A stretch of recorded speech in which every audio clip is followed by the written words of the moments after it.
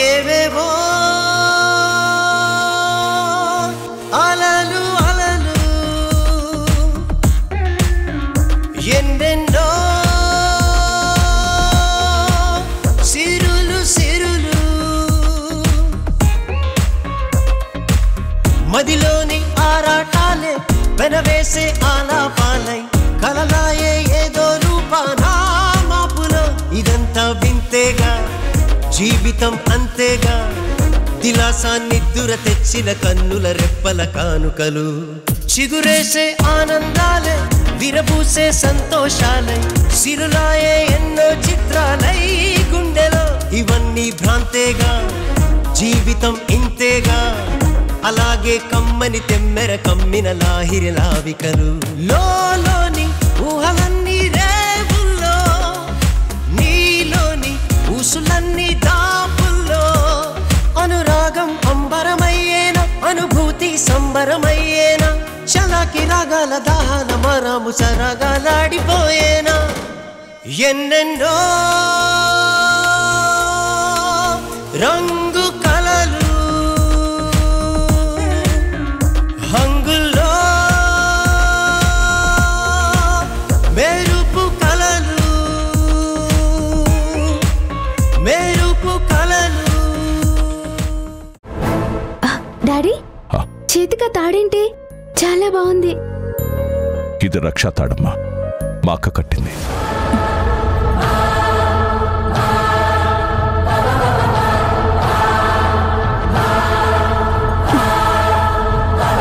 Mummy Bhanu Bhanu ఏం చేస్తున్నావు నాకు నచ్చని వాళ్ళ గుర్తులు ఏవి నా కంటికి కనిపించడానికి వీల్లేదు భాను అమ్మా భాను నేను చెప్పేది విను ఏవి జరగకూడదని మా అక్క నాకి రక్ష కట్టింది జరిగే మంచిని కాని చెడుని కాని ఈ తాళ్లు ఉంగరాలు ఏవి ఆపలేవు డిసైడ్ చేయలేవు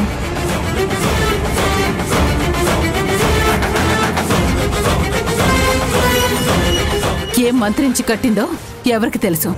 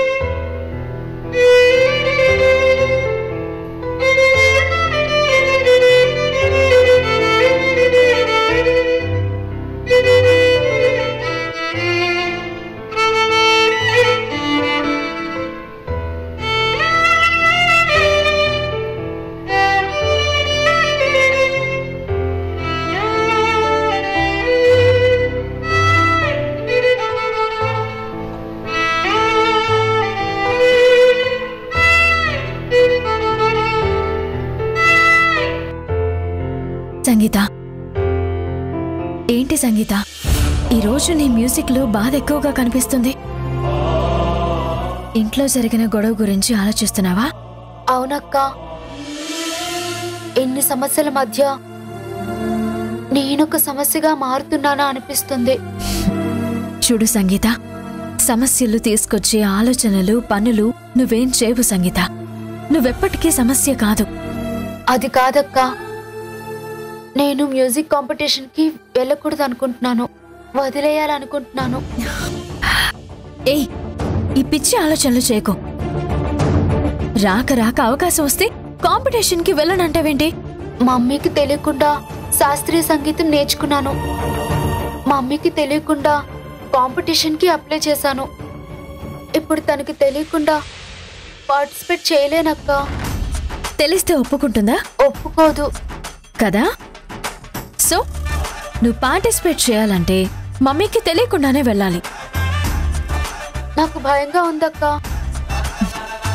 మమ్మీకి తెలిస్తే చంపేస్తుందేమో. నువ్వొక లక్ష్యం అనుకున్నాక ధైర్యంగా ముందుకు వెళ్ళాలి గాని ఇలా భయపడకూడదు. నీ భయం నీ లక్ష్యానికి నిన్ను దూరం చేయకూడదు. మమ్మీ విషయం నేను చూసుకుంటాను. అది కాదక్క. సిస్టర్, నీకు తోడుగా నేనున్నాను కదా. ఏం కాదు, నువ్వు పార్టిసిపేట్ చేస్తున్నావు, గెలుస్తావు, నాకు తెలుసు.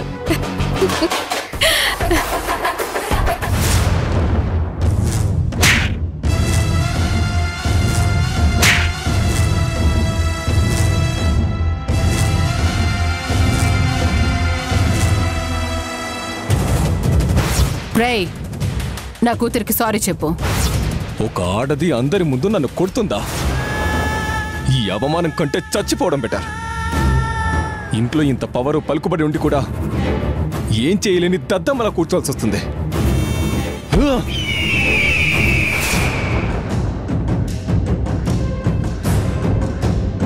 నీకు జరిగింది అవమానం, అందుకు చావే పరిష్కారం అనుకుంటే నేను ఈ పాటికి 99 సార్లు చచ్చిపోవాల్సింది. కనీసం ఒక్కసారి కూడా చచ్చిపోలేదు. ఎందుకంటే అవమానపడ్డ మనం అవమానించిన వాళ్ళని ఏదైనా చేయాలి గాని మనం ఏం చేసుకోకూడదు. రే, రాజకీయాల్లో మొదటి పాఠం అదే, గుర్తుపెట్టుకో. దెబ్బతినింది నేను కదా, నీకు అలాగే ఉంటుంది. తెలుసు, అందుకే కదా నీ దెబ్బకి మందు తెప్పిస్తున్నాను.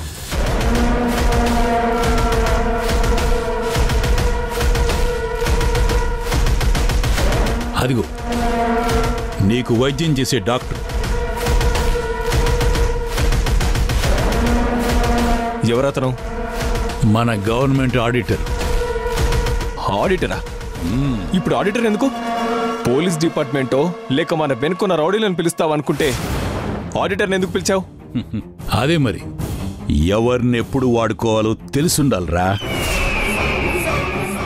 ఆడిటర్ అంటే ఆయువు పట్టు తెలిసిన వ్యక్తి. వాళ్ళు ఆర్థికంగా ఎంత స్ట్రాంగ్గా ఉన్నారు, ఎన్ని బొక్కలున్నాయని అన్నీ వాళ్లకు మాత్రమే తెలుస్తాయి. నమస్కారం సార్. నమస్తే, కూర్చో. ఏంటి సార్ అర్జెంటుగా రమ్మని పిలిచారు? ఉన్న పళంగా భరద్వాజ రోడ్డు మీదకు వచ్చి ఏమీ చేయలేని పరిస్థితుల్లో కుటుంబాన్ని కూడా ఎలా పోషించుకోవాలో తెలియక ఉక్కిరి బిక్కిరి అవ్వాలయ్యా.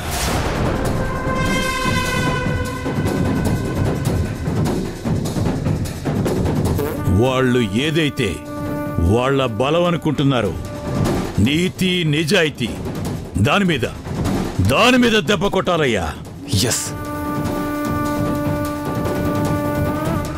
అది సంగతి. ఏం చేస్తావు మరి? నేను చూసుకుంటాను సార్. 2 రోజుల్లో మీరు కోరుకున్నది జరుగుతుంది. ఈ ఆడిటర్ పవర్ ఏంటో చూపించి మీకు గిఫ్ట్గా ఇస్తాను సార్. ఇప్పుడు మాటలెందుకు గాని పనేక వచ్చి మూటలు పట్టుకెళ్ళు. తప్పకుండా సార్. పిఏ సార్, ఆడిటర్ గారికి ఖర్చులకి ఇచ్చి పంపించు.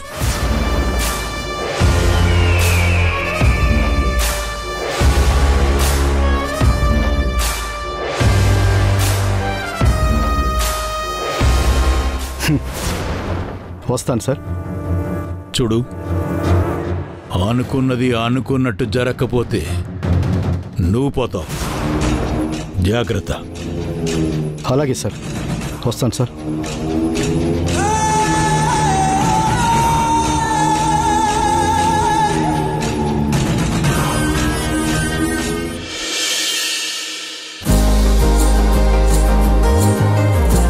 Mom, how is my look? Looking great. Come.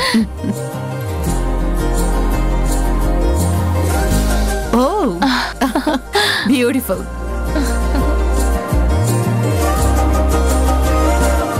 Nice. సంగీత ఇది. సంగీత, త్వరగా రామ్మా, బయటికి వెళ్లే పనుంది. ఇప్పటిదాకా లేట్ చేసింది మీరే. మేము లేట్ చేయడం ఏంటి? వచ్చేసాం కదా. అయితే తను వచ్చేస్తుందిలే. 2 minutes వెయిట్ చేయండి.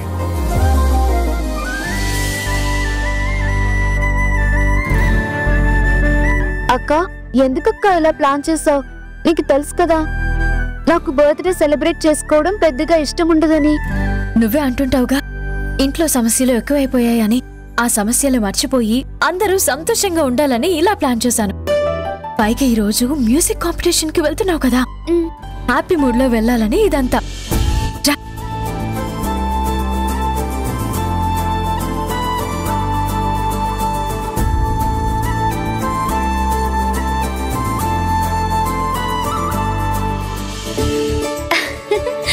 Wow, nice dress Sangeetha, looking very beautiful. Thank you baby. Happy birthday. Thank you. Bless you. అమ్మ Sangeetha, happy birthday. Thank you daddy. God bless you.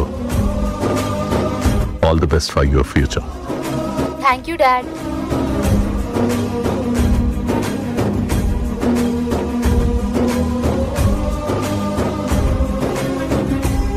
ఇక కేక్ కట్ చేద్దామా? Okay, come. రండి.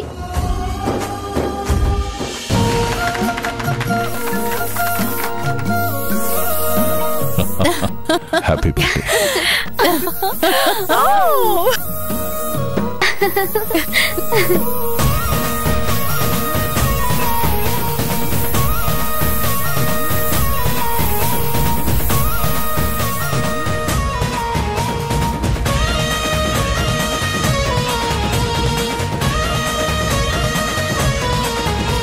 Happy birthday.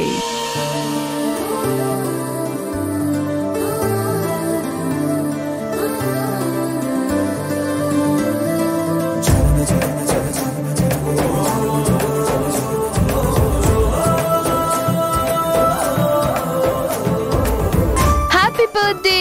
Thank you. Happy birthday. Sangeetha, నీకొక small gift for you. Open చేసి చూడు.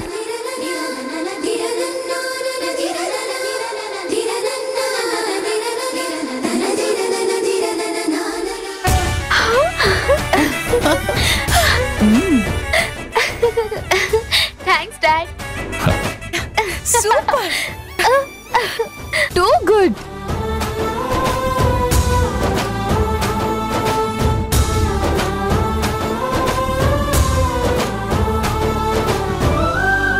Wow, so beautiful.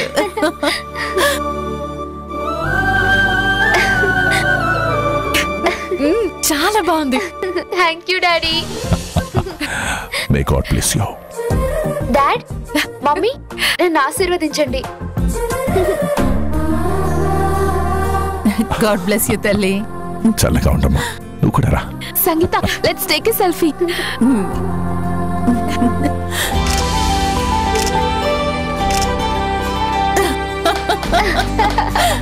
ఏంటి mummy వాళ్ళు ఇంకా వెళ్ళడం లేదు? Oh oops, we are already getting late. మేము బయలుదేరుతాం మరి. ఎక్కడికి బయలుదేరేది? అదేంటి డాడీ మమ్మీని ఆపుతున్నారు? ఒక చిన్న ఈవెంట్ ఉంది భరద్వాజ్. సంగీత బర్త్డే రోజున ఇంట్లో ఉండి తనతో స్పెండ్ చేయొచ్చు కదా. కొంచెం ఇంపార్టెంట్ భరద్వాజ్. వాళ్ళు మరీ ఫోన్ చేసి ఇన్వైట్ చేశారు. వెళ్ళాలి. సరే, నీ ఇష్టం. అమ్మయ్యా. Once again happy birthday baby. God bless you. Thank you అమ్మా. చలో let's go. Bye bye. Bye bye.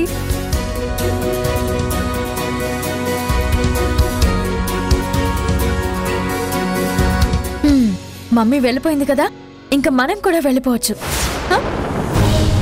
నాకు కొంచెం భయంగా ఉందక్క. ఎందుకు భయం? నీతో పాటు మేం కూడా వస్తున్నాం కదా మ్యూజిక్ కాంపిటీషన్ కి. నీ గుండెల్లో ధైర్యం ఉంటేనే నీ గొంతులో నుండి పాట బాగా వస్తుంది. Be brave. Okay, come let's go. Dad, నేను ఫోన్ తీసుకుని వచ్చేస్తాను. ఓకే అమ్మా, పదమ్మా, పద.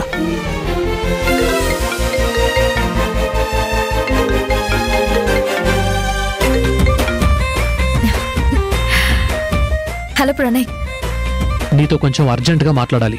నేను సంగీతం తీసుకుని మ్యూజిక్ కాంపిటీషన్ కి వెళ్తున్నాను. నువ్వు అక్కడికి వచ్చాయి. ఓకే, లొకేషన్ పంపిస్తాను. అలాగే.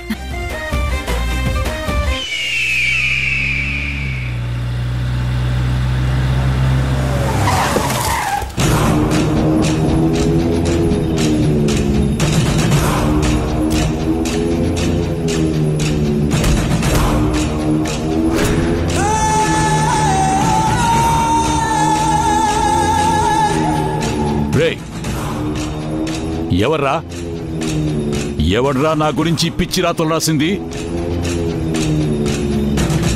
నా గురించి తెలిసే రాశారా?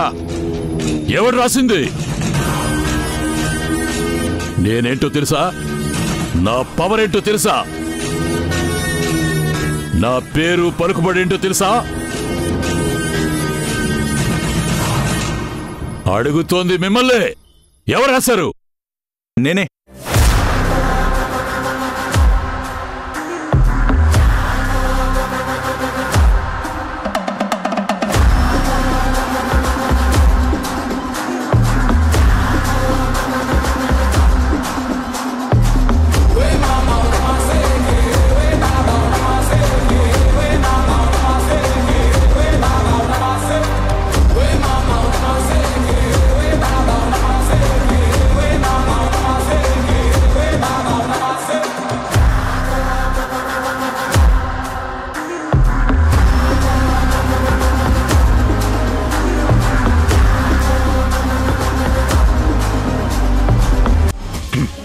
ఎవరు చెప్పారు? నాకు డ్రగ్స్ మాఫియాతో లింక్ ఉందని ఎవరు చెప్పారు? నేనే కనుక్కున్నాను. ప్రూఫ్ ఏంటి?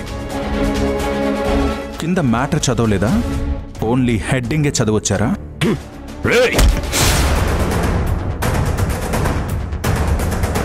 ఎంత ధైర్యం ఉంటే నా మీదే రాస్తావురా? వదులు. వదలకపోతే ఏం చేస్తావురా?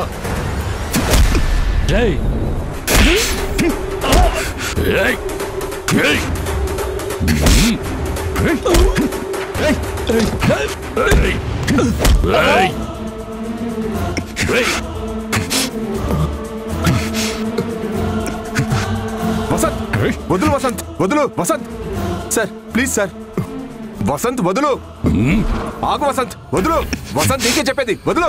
వసంత్ ఏంటి గొడవ? ఇది ఛానల్ అనుకున్నావా, ఆఫీస్ అనుకున్నావా? వీడేం చేశాడో తెలుసా? Sir please sir, problem solve చేసుకుందాం ప్లీజ్ సార్.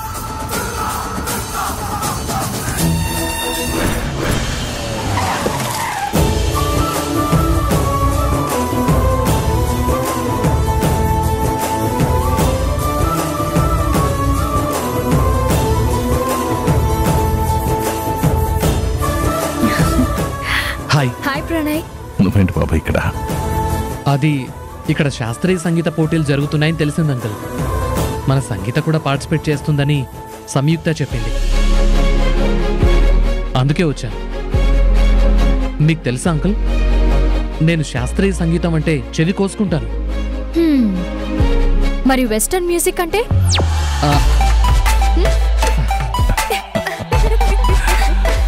రండి అంకుల్. పదండి.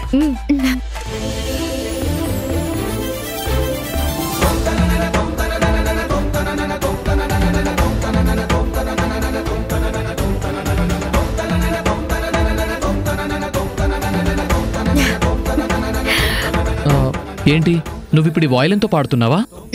ఇంకా డిసైడ్ అవ్వలేదు. అదేంటి? తన్ని కొంచెం డిస్టర్బ్ చేయకు.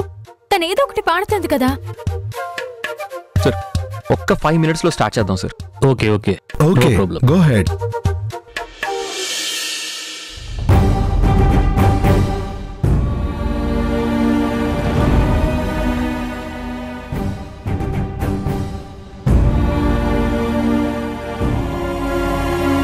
ఏమైంది నాన్నా? ఏం లేదమ్మా. మరెందుకు అలా ఉన్నావు? జాబ్ రిజైన్ చేశాను. అదేంటి, నేను ఎన్నిసార్లు వద్దన్నా అదే ఉద్యోగం చేస్తానన్నావు. ఇప్పుడు నీ అంతట నువ్వే రిజైన్ చేశానంటున్నావు. ఏం జరిగింది నాన్నా? వదిలేయమ్మా.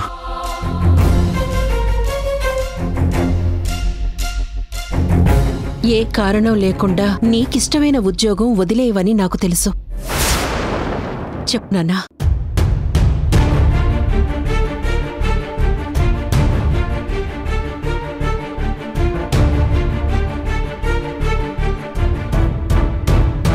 ఆఫీస్లో ఒక చిన్న గొడవ జరిగిందమ్మా.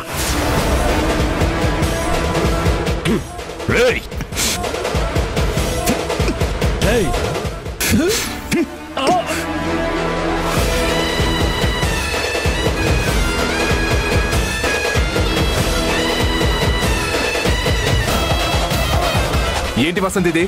వీధి రౌడీలా బిహేవ్ చేస్తున్నావు? ఇలాంటి వాళ్ళ దగ్గర ఇలాగే బిహేవ్ చేయాలి సార్. మాటలు జాగ్రత్తగా రాని. సార్ ప్లీజ్ ఆగండి.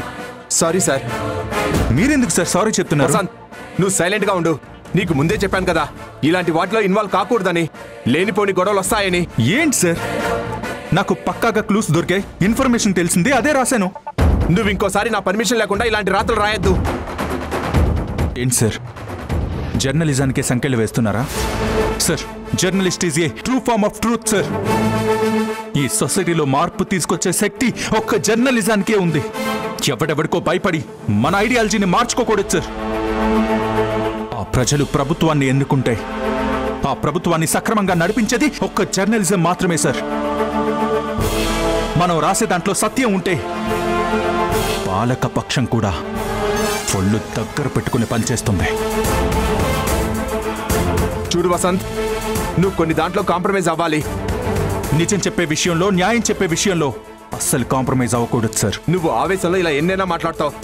ఏదైనా తేడా వస్తే నీకేం కాదు, మేనేజ్మెంట్ నష్టపోతుంది. లాభ నష్టాల కోసం మనం బిజినెస్ చేయట్లేదు sir. Journalism is a service. అక్షరం అనే ఆయుధంతో సర్వీస్ చేస్తున్నాం సార్. నేను ఈ వృత్తిలో జాయిన్ అయిందే పక్షపాతం లేకుండా పారదర్శకతతో ఈ సమాజానికి నిజాలు చెప్పాలని. ఆ నిజాన్ని నిర్భయంగా చెప్పాలంటే స్వేచ్ఛ, స్వతంత్రం ముఖ్యం సార్. అవి లేనప్పుడు నాకిక్కడ పనిచేయాల్సిన అవసరమే లేదు సార్.